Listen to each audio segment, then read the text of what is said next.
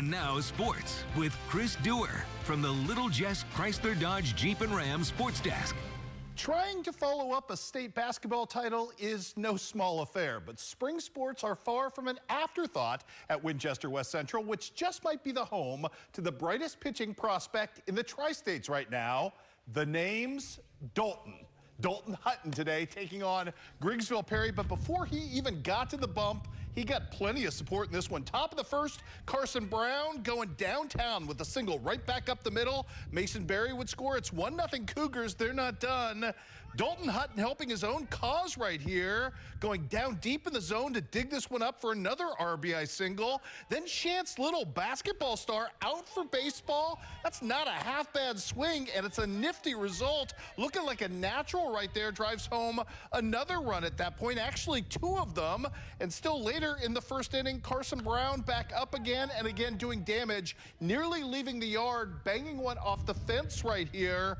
It's a 10-0 lead after the top of the first. Enter Dalton Hutton on the mound, and we saw him touch 87 on the speed gun today. 3 straight strikeouts to open the game. He's got a nifty curveball to go along with it. He pitched 4 complete innings, gave up just 1 hit, struck out 9. Zach Evans comes on in relief, gets the save, if you will. I guess not really a save opportunity, but West Central gets the win. 14-0 is your final. Meanwhile today, Rushville Industries, Rylan Reimolds on the hill right here.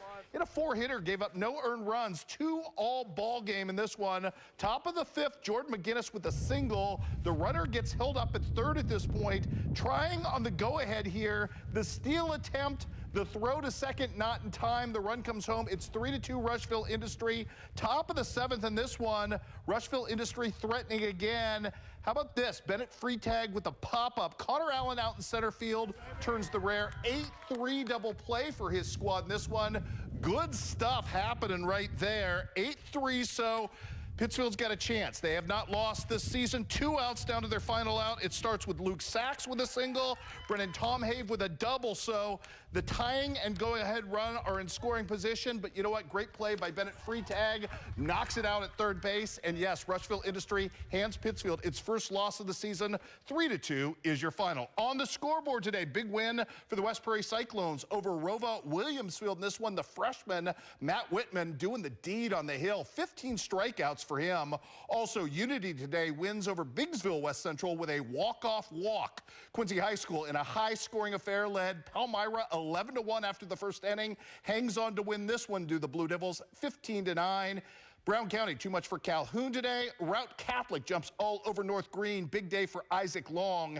Camp Point Central falls to Monmouth United. It was South Shelby falling big time at home to North Shelby. Knox County falls to Highland 8-7 your final on that one. Canton gets 2 home runs from Preston Brewer in a win over Atlanta. And Scotland County is felled by Clark County 8-7 your final there. Also today in softball, Quincy High School loses to Sterling in the conference opener. It was Liberty falling to Quincy Notre Dame 9-2, and Southeastern blowing out Unity 10-0 was your final. Let's do some golf today. Norwood's Triangular, Palmyra's Jonas Janes. Man, did he have the short game working here. We'll start you off on number 5 to get up and down for par there. Then on the par 3-6, difficult hole, really difficult bunker shot right here. Look at the control on that, man. Good stuff for him. And then the birdie putt here on number 7 on the par 5. He fired an 81. Good for second place today behind this guy. Centralia's Cullen Bennett had it working as well. He's nearly going to flip in the chip shot here on number 5 for a near birdie right there. He'd settle for par. He fired an 80 on the day. The team winner today, though, Palmyra in a runaway, 337 to Monroe City's 355 on the day. More golf for you. Keokuk Invitational today. Up at Elks Fairways, and yes, that's Johnny Getz, athletic director, who announced his departure after this season. Also the head golf coach at HTC. How about Fort Madison's Brady Wade right there with a nifty jump start to his round, up and down on 1. He was trying to get there, and then on number 3, great approach on the par 3 over the lake. Central Lee's Caleb Larson going to outdo him. Same group, same hole. Man, great spot there, but it's Mr. Larson right here with the birdie putt.